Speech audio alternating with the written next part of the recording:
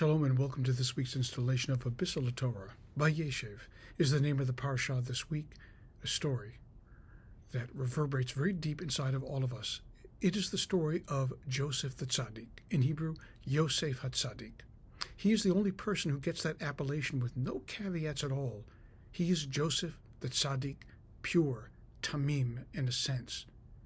No one rises to that appellation besides him in the entire story of Genesis. So what is it that makes him a tzaddik? Let's look a little deeper. As the parasha opens up, it begins with the words, and Joseph was a na'ar, a boy of 17 years old. A boy of 17 years old should no longer be called a na'ar, no longer a boy. He should be an ish, a man, or a woman at that age. 17 years old, really?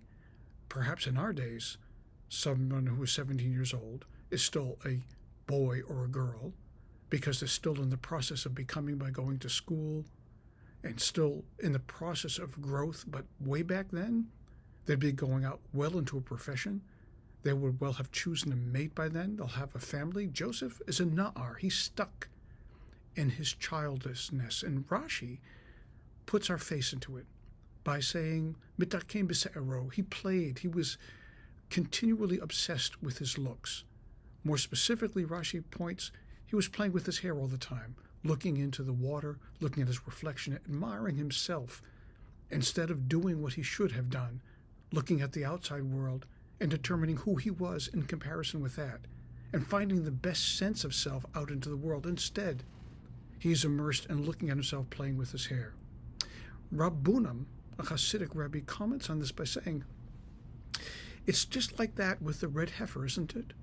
The red heifer that we learn about many books from now, where we understand that a red cow would expiate the sins of the Jewish people as it was burnt and the ashes were spread. But what is the red cow? What counts as a red cow? Our sages tell us that the red cow had to be absolutely red. Even if it had two hairs that were of a different color, it would be unsuitable to be called the red heifer and to be used for such a korban, for such a sacrifice. So Rabbunim is saying, this is Joseph. Not only did he have two hairs that were out of place, his whole head was out of place. His head was in the wrong place because it was consumed with how he looked to the world, how he presented himself, instead of how he responded to the world, proactively as well as reactively. So how do we reconcile those two disparate thoughts? On the one hand, we've got Joseph, who is a tzaddik, and on the other hand, we've got Joseph, who is anything but a tzaddik. He's a child. And I guess the answer lies in how one develops through the course of time. Joseph may have been a spoiled brat growing up, reveling in his own glory and self. But remember, he was thrown into a pit and he was sold as a slave. Remember that he was estranged from his family for years. Remember that he was sold as a servant to Potiphar's wife, who then framed him for a rape, and then thrown yet again into prison. Harsh realities descended upon Joseph until it so excoriated his soul that it burnt away all the negativity of his youth and left as a pure human being in the aftermath of his going through those terrible trials. So who is this Joseph? Joseph is you, and Joseph is me.